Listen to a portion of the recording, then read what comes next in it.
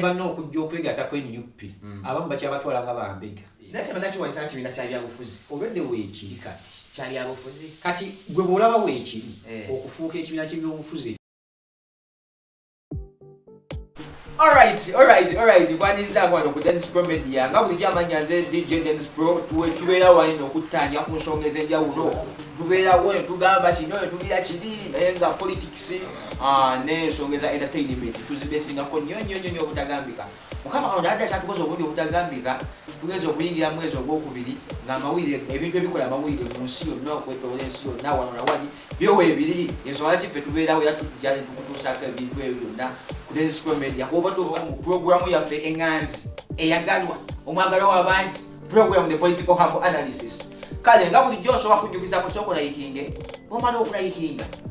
siyalinga tokoma okwo komenti nga ffe tumanye nti kati waneeno tukubewo nnyo ffe tumanye nti waneeno kati katukendezeemu nga bulijjo political analysis tusigikola bw'omu kubanyiza okuba nti sigisobola. Njala okutegeeza essaawa eno era nga bulijjo ntuuse ne musajja mukulu owakabi munnabyabufuzi political kwagamba ya his an intellectual mu nsonga za politics azisensula azikuba budinda omwami lwaki nkwanjula toliwo watayo kiki wali bulungi ndi bulungi wani Rodin Mugema oli bulungi leero ogamba otya buuza kuba tulaba abalega programu eno abawuliriza bafe abalungi abafunye ebizibu tunakubalya wamu nammwe n'abali mu kujaganya tusanyukira wamu. Amanya Rodin Mugema omutunuzi w'ensonga baniiza okuwuliriza okulungi. Omutunuzi w'ensonga ye enthusiast omutunuzi w'ensonga osobola okuba ng'ozitunuulira naye mu ngeri y'enjawulo kale etunuulira byabufuzi okwetooloola ensi. Kati munyanga era olinawo epfuliyo nayo tuleeteddeyo ogamba nti abavubuka babeene abasajja babeene abakyala babeene bonna leero beeyagale ku nsonga eno gifuneko obumanyi. Mu mwaka guno gwennyini ogwa 2024 ekozi twanane kati 2024 kakati omwezi gwe tuli mu kumala twagumazeeko naye omwezi omwezi ogwa February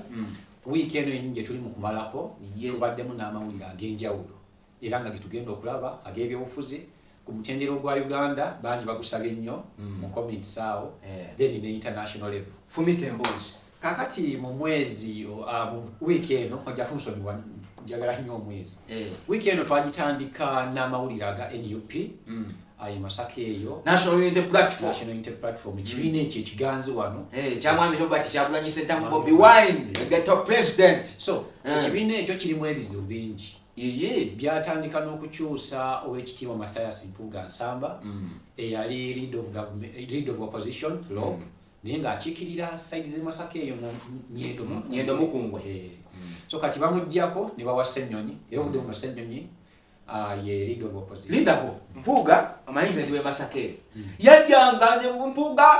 nga tetukyategeera mu Mpuuga tubatumanye wa president yaze emotoka ze basirikale basooka ne bayita woyo mugamba ani ajja Katikkiro bwino obulago wamwe gomwalo na gomwawo buli wamwe Mpuuga nga yansazeeko. Mpuuga y'omu ku bakulembeze abatono abali groomed kwegamba abagumivu abali mu byobufuzi bya Uganda ate era nga bali ne mu parliament nti yasookera Mengo oluvannyuma Ssaabasajja Kabaka n'asiima ate aweereze Uganda yonna nga si Buganda bwokka. So bwe bamukyusa okumugya ku leader of opposition amawulire agali mu nsonda gatulaga nti obwakabaka bwa Buganda tebwakyagala ne church ekkanisa ey'Abakatuliki muzikiriza eyo nabo baakiraba bubi ate nga opposition abasinga ne bano abaana tebeetonda abalina NUP tebaagala kibatawaana kyonna bagenda mu maaso ne balonda omukulu. Ate abaana ng'ogamba abaana be NUP be baliwa abaana enjogerera mu pretext eyo buli omu gyayogereramu abasinga bavubuka kale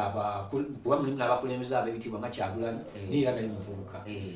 so abavubuka babeene balimu beeyagala bweyagala. kati mwalimu balina project ey'okukunga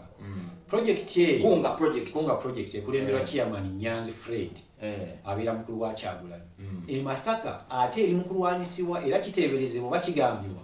nti e Masaka akulembeddemu Giremesa ye Mpuuga yagiyimiriza. Entabwe eva ku ki? Entabwe eyo eva ku busungu obw'okuba nti Mpuuga ayagala kugoberwa ddala ku lusegere lw'abamu ku bakulu abali mu NUP. Ani amugoba yeyeegoba oba yateekawo embeera bamugobe oba bo bateekawo embeera waliwo embeera eteekebwawo okumugoba kubanga era agamu agali mu nkubuga gamba nti MPUUGA ne banno okujja okwegatta ku NUP abamu bakyabatwala nga bambega banchi badipi kuba bambega nti babayingira mu buyingizi timuyinza obalaba abo abasajja bayinza okuleeta ebizibu nga bimwala bamu FDC so kuba obudde buno n'omukyala meeya owa Masaka Namayanja mukyalo oyo ate abamu bagamba yalina okusikira MPUUGA ku bwa vice president wa president wa NUP mu Central Region 1 mu Uganda kuba MPUUGA yadalina ekifo ekyo MPUUGA abadde n'ebifo bibiri ye leader of opposition ate era abadde yamyuka president wa NUP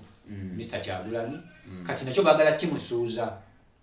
so kati NUP obuzibu mufunze bagala musuuza minyama byombi buli bagumusuuza n'aguma nate kati ate ne wano kituuse kisuso gw'omulamuzi kituufu ne ebimu ku bizibu kati yeyina NUP era mu by'obufuzi mu laboratory kati tutunuulira nti egenda kukola etya naddala nga tugenda mu kalulu ka 2026 MPUUGA abadde musajja w'amaanyi kubanga okulwanagana kuno okuli munda kuyinza okuexplodinga n'olaba nga kubaawuzzaamu nga bwe tulaba FDC nakatongo era ndajja nawe olwedde bwe bali abaasaladde okuva mu NUP nga bagenda begatta sayidi eri endala kituufu so kati era kiteeberezebwa kubanga bagenda kuddamu beesalemu babeera NUP bbiri ekyo tukisuubira naye nga NUP nga ye eyawamu kigikoseza wamu kubanga obuwagizi bwayo bubeera butooleddwako kubanga MPUUGA e Masaka oyinza ogamba nti bamulonda nga lwakuba nti NUP no nze nali e Masaka MPUUGA mu kulonda MPUUGA waliwo kitwayita omuyaga ogw'ekibiina kya National Unity Platform si kituufu MPUUGA kigambibwa mbu kuba nze naliyo naye ng'ate siri munnabyabufuzi nnyo naye nga mbiraba nga kigambibwa nti mbu ku MPUUGA bye yali akoze yali tasaana kuddamu kubeera MP kakati naye lwafuna kaadi bw'ati abavubuka babe ne bali bagambye mugende mutiikinga eki omulabi waffe okumunyonyola ensonga eno obulungi MPUUGA akiikiridde constituency eyo ebisanja 3 emyaka 15 naye nga buli kisanja ali ku kibiina kyanjawulo yaliko independent ne bamulonda n'abeerako oba DP ne bamulonda nagira mu NUP ne bamulonda so wano mu byobufuzi bya Uganda tulina abantu nga ne wabajjidde mu kibiina ki nga basobola omulonda naye nga balonda muntu nja kugereza example olina omubaka Ibrahim Ssemujjunganda eyaliko spokesperson wa FDC ebbanga lye bakamusindika ab'ekira togamba nti balonda FDC ola balonda matiyo era bw'olaba endibatingayo nungi nnyo kwegamba otuuka kumugeraageranya kubanga azitoba kusinga ababaka banne bonna musajja oyo ayogera munda n'ebweru wamazima n'omumanyirivu obwo so kati MPUUGA tuleme kugamba nti ye nga ye mu kumulonda nti bamulonda lwamuyega NUP erina ababaka bangi beeronze oba bali mu palamenti ng'olabira ddala nga atoyinza bageraganya ku MPUUGA naye nga ye bamulonda lwa merit era ng'asobola alina obusobozi bungi ekyamazima so ekyogamba nti bamulonda lwa muyaga lwa NUP nti alina ambulera mu kutunuulira ensonga z'ebyobufuzi zemazeemu ebbanga mu Uganda wane munsi okwetooloola sisuubira nti kituufu kale so MPUUGA bwe balibo kati bali baagala okukola ekibiina ekyabwe kaakati MPUUGA alina abamuli emabega oba ali yekka bwa Namunigina MPUUGA era bw'abanga ketugambe singa kituukawo ng'agenda okuva mu kibiina ekyamazima ow'ekitiibwa Mathias MPUUGA ajja kubaako abamuwerekera abamuva ku mugongo mu abo tulabamu abo nabyabufuzi abagundivu kati nga Dr. Bedi Bwanika yesimbawo ne kuba president nga ne ali kabonera alikimanya kabonera n'abalala abagumivu kubanga NUP eyo giraba nti weri nnene naye embeera eno aba DP block gye bajja okuteekawo kugamba bula muli bannabyabufuzi nga Baseguna nga Bakivumbi bajja ogyegattako abasinga bakyebya kumpi nti abantu abo bajja kulyamu buli nti bali baagala bwagazi kaadi naye ekyamazima balina kyebongera kuno kuba olina abantu bangi nnyo abali mu NUP ekyamaanyi ennyo kubanga NUP yali yabavubuka natemulimu munnabyabufuzi agundi nakati okusinga ekyali yabavubuka naye balina amaanyi mangi nnyo kubanga ebyobufuzi sigamba nti oba kuyimba nti oba kubaako nsonga zemwogeramu bwogezi nti kulya mmere MPUUGA alina impact nene nnyo ku NUP bamwanga Kivumbi so twetaaga ba foot soldiers kati wetutuuka okugamba mu bintu nga okujjawo okugamba tutekewo force mulimu ababaka betuyita kati awo siyita MPUUGA kati awo ojja kuyita Zaake ne overall ajja giteekamu Zaake nnyingi baani bo babisobolera ddala Seginya naye abisobola kuba mulwadde kati mulwadde ali ku kitanda ajja kuba akomawo naye nga ekyenjawulo nti parliament ate temuba mujagala nga abantu bakisuubira tulina okuteeseza ku mmeeza nti keke y'eggwanga budget tufunyeko mmeka oli wagamba nkusabireyo nakakoze nitumfanku basawa zino singa bangirinde kudda bajja kawunti zange kweziri so bwe tutuuka mu kudebating okulaba kino ekitundu kifunye eki constituency yefunye eki ekyamazima ate awo tojja kuleeta ba overall twetaaga abantu nga bakkiriza mu kuteesa Nambooze kali nayo okumuteeka awo naye kivumbi kati twetaaga abantu abali awo nga basobola okubaako ensonga zeboogera technically mulimu komiti zobeera mu parliament nga tezeetaaga kuwanika kikonde tezeetaaga kulaga kigawo tezeetaaga ki wabula nga figures kati nga financial committee budget committee ng'olina kulaga figures olage bano bampa bwe bati n'olobinga kyekigira naye yensonga lwaki olabyeko bangi abakanga bamulondanga mulungi ngira ambulera oluusi ku kibiina ekirala ninga talina kyakoledde gundi yayo ng'olwokuba agenda natula mu palamenti ninga talina kyasobola kusaba n'okwogera kwennyininyini so kati wetaaga abakanga bassemuju ba Mpuuga ng'ayogera ensonga in fact Mpuuga bassemuju ba Muwanga Kivumbi tebalina kumutendera mubaka wa palamenti akiikirira constituency oba babaka ba palamenti ba Uganda bonna yeeyo level gye twagaza abaka ba palamenti bonna oba oliko opposition oba oliwo NRM oba oliwo FDC oba oliwa kibiina kirala nga jeyo naye waliwo ababaka ba NUP nga situbaweererako nga balina kye boogera neither mawulire no mu palamenti munda nga situbawulidde twali tukola pulogulaamu emu omwami omu yambuuza ne mugamba nti outcomes omujjaziza mu maaso eyo twazira abakulu tusiima tusiime nnyo empeereza yammwe kuba simanyi ate mwatugamba mazima ina mugenda kuyamba si mwatugamba singa wakiri mwatugamba ekyo tubasonyiwa omugenzi kato yatugamba awe yamubanja naye munaye mwatusuubiza ensi neggulu naye maama mwatuuka eyo walukaga koze yabakubira hayima ki walukaga yabagamba balisanga oba ebiyenje byabwe mujja kudda meya Masamathias walukaga mutumiddeko munange manya musajja oyo y'omu ku bantu aba National Unity Platform naye nga bakoze ebintu ebyaddala mu bifo bye babalonda meya walukaga akoledde emirimu akoze Wanene Kyengera abantu b'Ekyengera beeyagala bweyagazi basala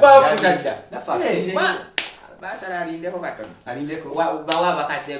b'Ekyengera beeyagale so kakati eyo NUP amawulire amalala era nga getolera ku NUP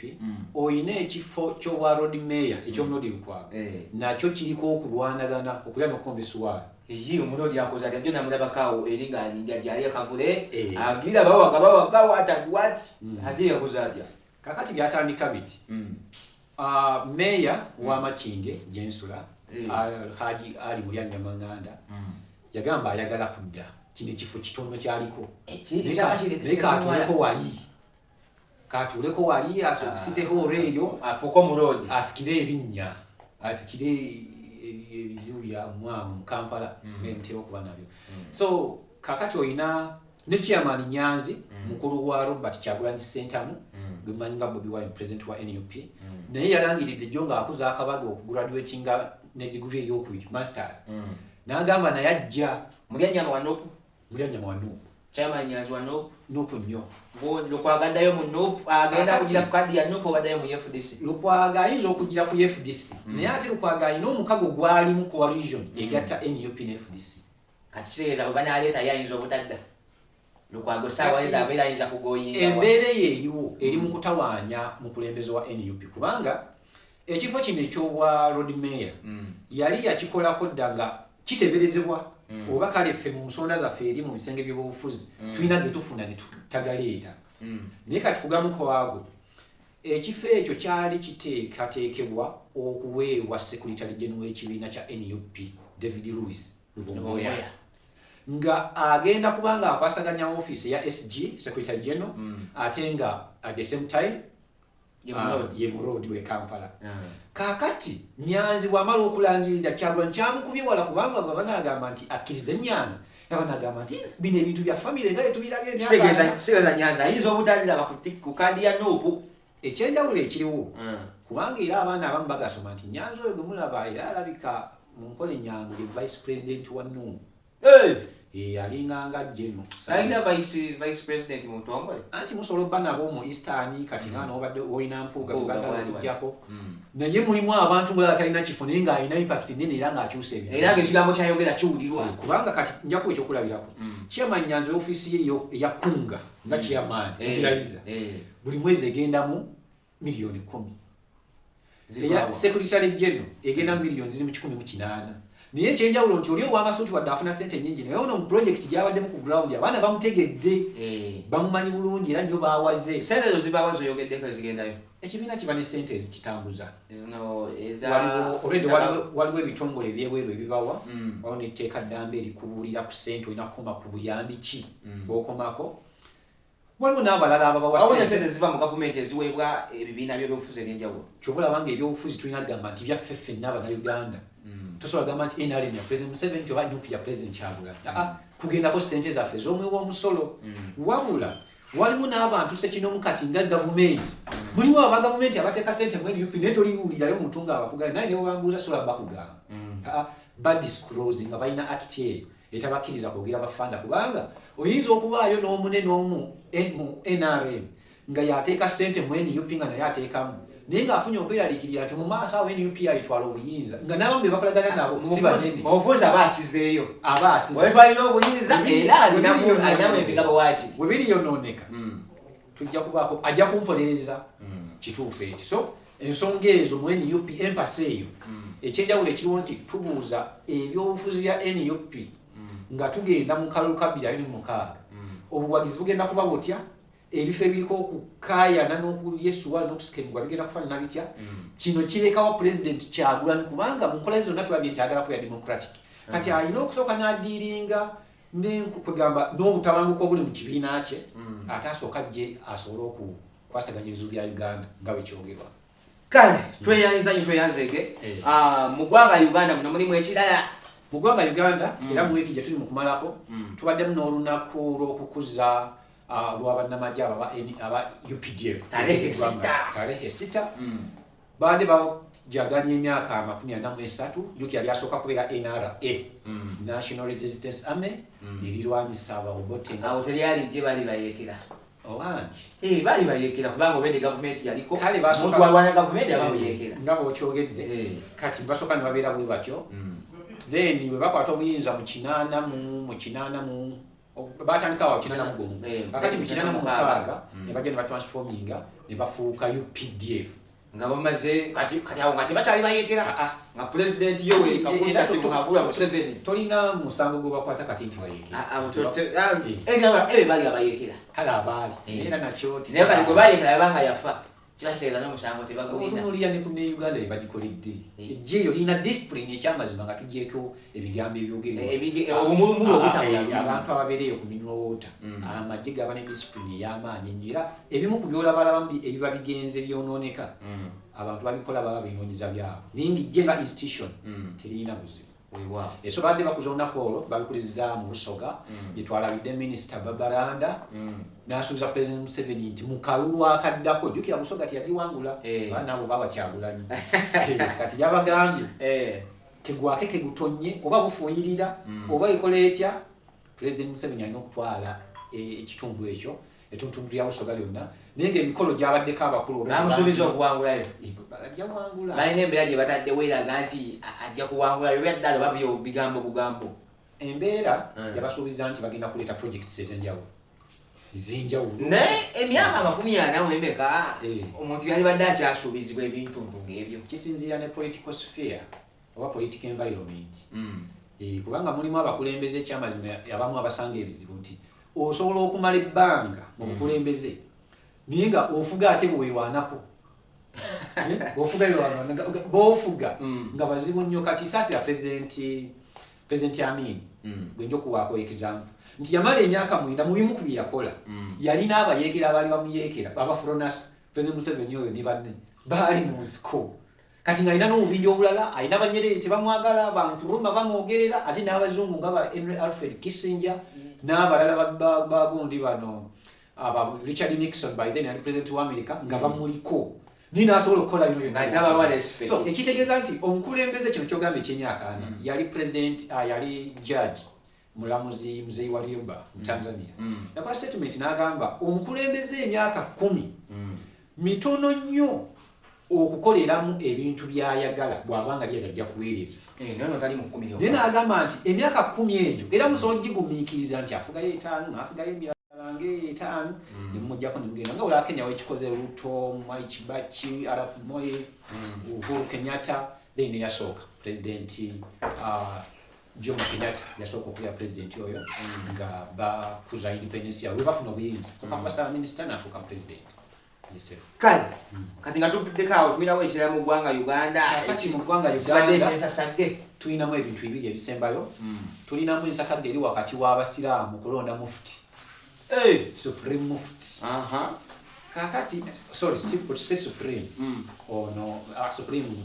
mukulu galabuzi waali kati tulina Supreme Mufti jukira Sheikh Mubadde ndako waliwo Supreme ne Supreme Mufti waliwo Supreme Mufti ne Mufti kaitogera kuba kampala mukadde Supreme Mufti yaliwa ne Mufti yaliwa kati Supreme Mufti atula Kibuli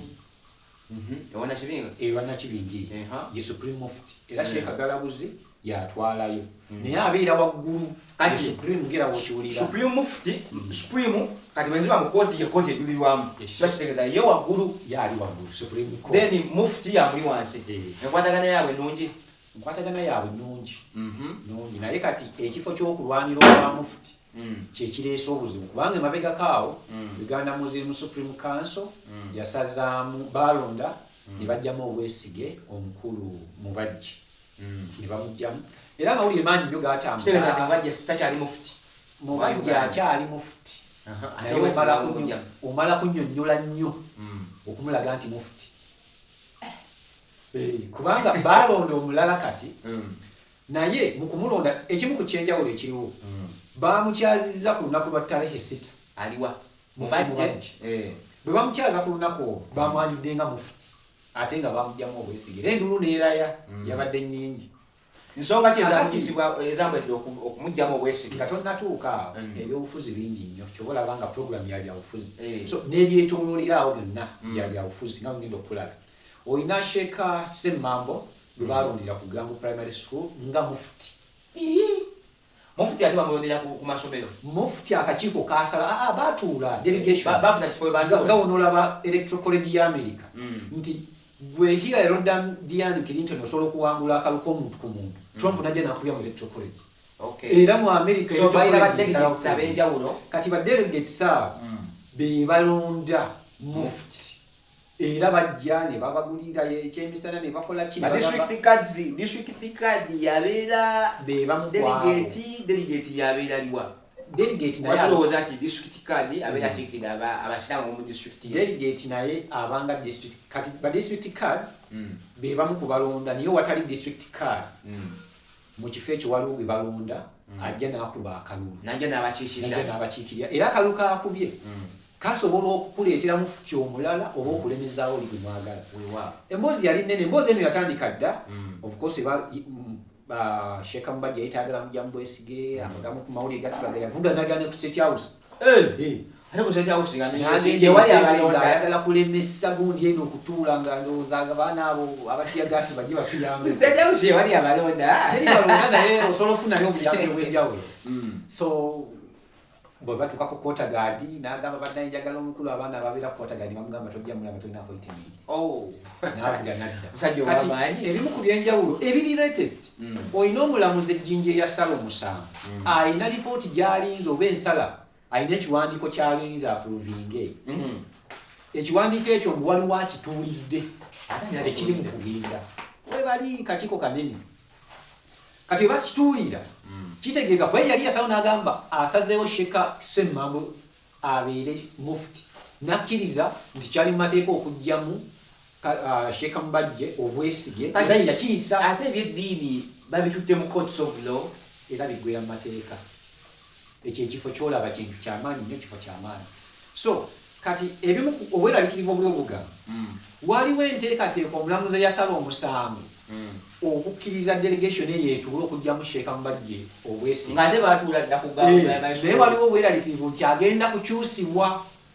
kyokka bw'akyusibwa ono gwe baleeta omupya asobola n'okusala ensala yonna n'abisazaamu olimi yasala n'agamba nti byali wabweru w'amateeka ono n'agamba nti mubajje yeggwe akyalimu. Kati bannaffe abayisiraamu kitegeeza eddiini yaabwe erinayo amateeka agagifuga mu kooti ezaffe ez'amateeka. Bannayuganda kati amadiini amalala go nabo balinayo amateeka agabatuusa obatwala mu makooti bwe batyo. nabo balinayo amateeka olwedde agasobola okukola ku nsonga ng'ezo naye era nga bw'obuuzizza ensonga bwezitu ekyamazima zirina kumalibwa munda. naye olw'okuba nti zituuse ne kivaayo ne kijja naffe abeebufuzi ne tuba nga tukyogerako nsonga totale ya byabufuzi kuba bonna balina amaanyi. olwo bwe baali bakamulonda ne bamuwerawo emmotoka abaana aba state house abagaba emmotoka zibatambuliramu bagamba anaabugeerirwa mazima bagimuwa. Era security nga bakamulonda naliko naye ku Pale FM namusangawo yagira program yagenda okukola nange nalina gyendiko nga tebanamulonda naye nga muntu wa bulijjo bwe baddamu okumulonda Mukama Katonda naye security waka yakyuka wabajasi mmotoka baye batyokukonda we papa ogetuuka ewaka nga bakugwira balala sigwe weggulira sigwe weggulira era ne woba ogenda kutuulako mu kasheedi kewaka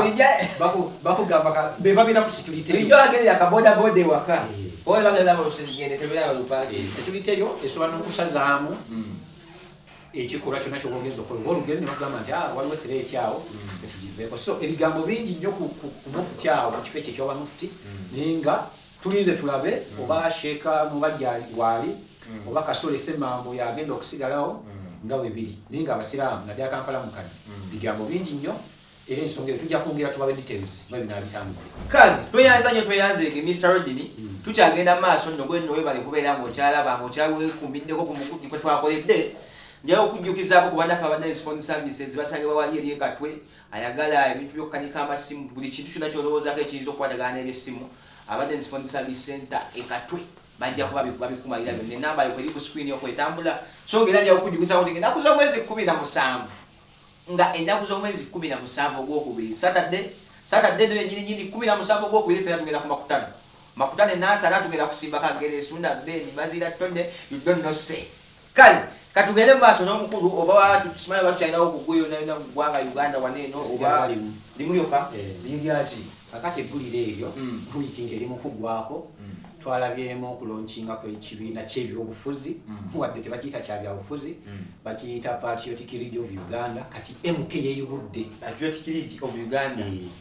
nalabyeeko mu kibuga nendengera ku moto wanderiko patriotism nga nene bweti basi ng'eyimudde mu kibuga simanyi ngwadde omulamu aki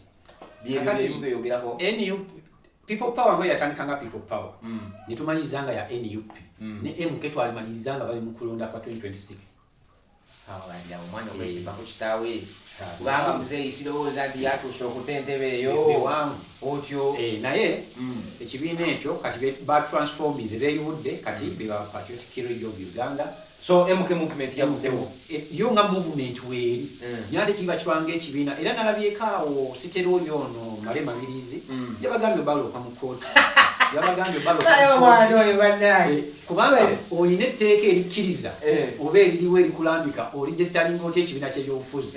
wabula togenda direct n'oligestalinga kibiina ky'ebyobufuzi nga kampani Mabirizi agenda mu kooti yagambye atokera ku makya n'ogenda mu simanyi mu Uganda Registration Bureau biki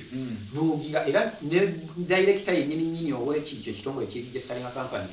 naye yamusuubiza omuloopa yamugaya kino kibiina kya byabufuzi by'okolako